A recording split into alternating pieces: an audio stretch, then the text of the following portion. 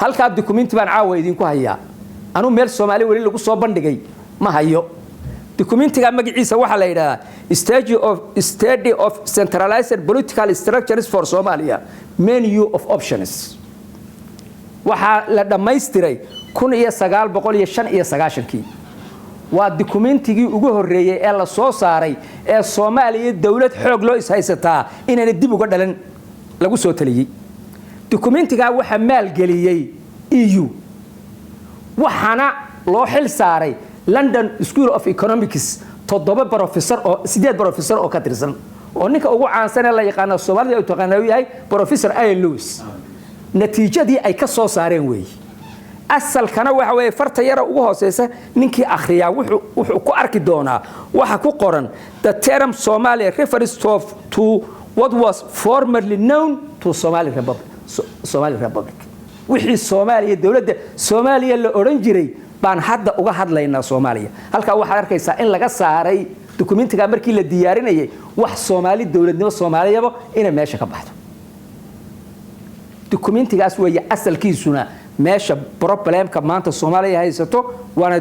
haddaad ilaa detailkiisa hoostiisa si akhrido ilaa xad waxa laga gaaray leeyahay caasimada waa in Muqdisho laga saara laga bedela buugaas ku qoran tahay halkaas ay ku qoran tahay waxaad ogtihiin marka isdilka iyo dhibaatada maanta Soomaaliya ka taagani Soomaaliya waligeed waa jiri jirtay Soomaaliya waagi hore qofka Soomaaliga ah wuxuu ku dhaadan jiray Soomaalinimo qarannimo lagu dhaadan jiray hadda magaalada aan joogno intaas oo xaflada laga qabtaa waxaad arkaysaa maanta waxa loo dabaaldegayaa Puntland bari waxa loo dabaaldegayaa Somaliland galmudug baa loo dabaaldegayaa Jubbaland war Soomaaliya xagee ka baxday Soomaaliya xagee ka baxday dawladnimadii iyo qarannimadii Soomaaliya xagee ka baxday buugaa yar fikradda ku qoran baa lagu baabi'iyay waxaan hadda gaalkacyo dhibteeda badatay laakiin waxaad ogeytaa inay gaalkacyo ugu horeynin dawlad goboleedka laga dhisay Baydhabo markii la dhisay talaabadii ugu horeysay qaaday muxuu noqday ciidamay soo kaxaysay calanna way soo qaaday jaziira ka taagtay jaziira oo xamar duleedkeega ka taagtay maamulkii gobolka Banaadirna ciidamo u diray isku dhaci ugu horeeyay halkaas uu ka dhacay meel walbana sidaas uga dhici doona Soomaalidu himilay lahayd xuduud bay eegi jirto dibadday eegi jirto dalalkii ka maqnaabay ku sii jeedo xuduudda dibadday eegi jirtay laakiin hadda waa maxay waxay u soo jeesatay xuduudaha dhexdooda Soomaaliya hooy bay u ahayd qof kasta oo Soomaaliya sheegto ninka Cali Sabiix ka yimaado Djibouti agteeda iyo ka Siyoolo ka yimaado iyo ka Hawaas ka yimaado qofka Soomaaliga ay xamarweyne ku dhasho la xuquuqaha wuxuu kaliyo ka xigay waxay ahayn guriga isagu leeyahay iyo beerta isagu leeyahay isku xuquuq bay ahayn laakiin maanta maxaynu aragnaa qof Soomaaliya dad Soomaaliya oo laga tarxiilayo gobol Soomaaliya oo la leeyahay uma adalanin meel kala doctor laga soo tarxiilayo waxaan u maleynayaa taas inay cad tahay meesha meel ka xun baynu gaari doonaa federalismku wuxuu ina geliyay ummadii ciriiri hatta dhaqaalihii iyo baabi'iyay waayo xabada mooska ama xabada cambaha ee jilib laga keeno marka ay afkooyo lagu soo cashuuro ee xamar lagu cashuuro ee jawhar lagu cashuuro ee cadaada lagu cashuuro gaalkacyo lagu cashuuro qiimahay ku tagaysaa Boosaaso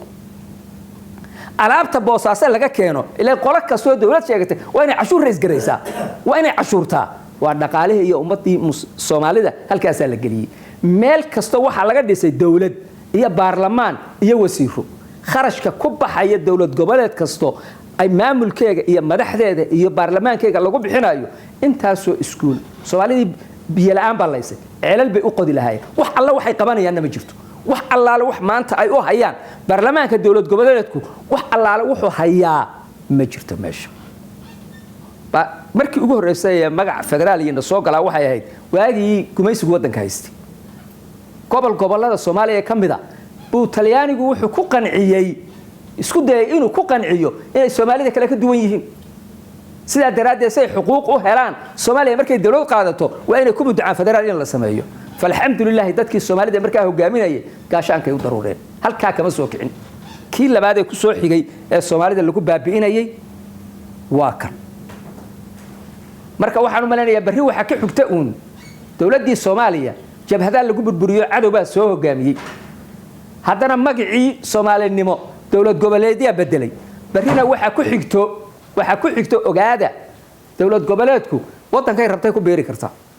ha baciidsanina arinta waxaan xasuustaa dawladda Jubbaland markii la dhisay dawlad goboleedka Jubbaland madaxdii u tartamaysay nin kamid ah Sheekh Shakuur waa arintaasi meel walba ku taala wuxuu ku khudbeeyay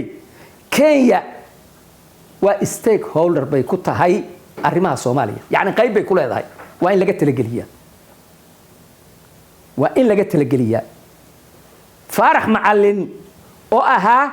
afayeenka baarlamaanka Kenya ku xigeenkiisu ninka darajada jooga siyaasad dawladeed waxa ku hadli karo muxuu yiri maanta intii ka dambayso afmadow iyo badhaadhiye Kismaayo Muqdisho laga xukumi maayo hadayna dawladda Kenya raali ka ahayn hadalka kuma hadleen maxay la waa gudoomiye ku xigeenkii baarlamaanka Kenya afayeen ku xigeenkii buu ahaa anigu waxaan leeyahay bari waxa inoogu xigto dawlad goboleed kastaba kililka laxaad iyo sharaad waxay noqotaba kuwa ha ku biiraan waxaan ku soo gabagabaynayaa arrin waxooga aad iyo damaqday magaalada Boorama waxaan ka soo raacay basaska caasiyada yareerka 2013 Hargeysa ana u soo socdaan shirkan fuulay yarkiiba wuxuu igu nagu shiday heesa xabashiya af axmaari markaas aan adeer ma naga damisid intuu igu soo jeesto yiri adeer miyaanad ogeyn kililka lixaad inaan ka mid nahay maxaad ku hadlaysaa inaan kililka lixaad ka mid nahay miyaanad ogeyn wiilka yarka ah ee darawalka aan aqoonta lahayni Soomaalidu waxay tahay dhariga maxaa ka keenay karka kuleelka wuxuu arkay buu hadalka u yiri anigu waxaan leeyahay Soomaalidu haystaba qabato inta goori goor tahay ha la istaba qabto qarannimo sidii loo soo celin lahaa ha lagu dadaalo taasna waxa lagu heli karaa in Ilaahay laga cabsado وحدة الصومالية أنا لقى شقيه والسلام عليكم ورحمة الله وبركاته.